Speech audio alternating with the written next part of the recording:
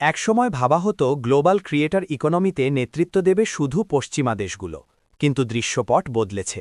Digital প্ল্যাটফর্মের কল্যাণে বাংলাদেশ উঠে এসেছে এক নতুন সম্ভাবনার কেন্দ্রে। ঠিক তাই। ইউটিউব, ফ্রিল্যান্সিং, গেমিং আর সোশ্যাল মিডিয়ায় বাংলাদেশের তরুণরা এখন বৈশ্বিক দর্শকদের জন্য কন্টেন্ট তৈরি করছে। ইংরেজি ভাষায় দক্ষতা এবং গ্লোবাল ট্রেন্ড দ্রুত বোঝার ক্ষমতা তাদের এগিয়ে রাখছে। শুধু তাই নয়, fan made content, reaction video, tutorial আর ডিজিটাল আর্ট এসবের মাধ্যমে তারা গড়ে তুলছে আন্তঃসাংস্কৃতিক সংযোগ।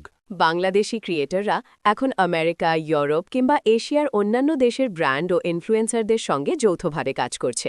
এই ক্রস কালচারাল ডিজিটাল সহযোগিতায় বদলে দিচ্ছে পুরো খেলাটা। কম খরচে উচ্চমানের কাজ, শক্তিশালী কমিউনিটি এবং প্রযুক্তি ব্যবহারের দক্ষতা, এই তিন শক্তিই বাংলাদেশের উত্থানের মূল চাবিকাঠি। এটা শুধু অর্থনীতির গল্প নয়, এটা এক নতুন ডিজিটাল বিপ্লবের গল্প, যেখানে বাংলাদেশ শুধু অংশগ্রহণকারী নয়, বরং নেতৃত্বের পথে।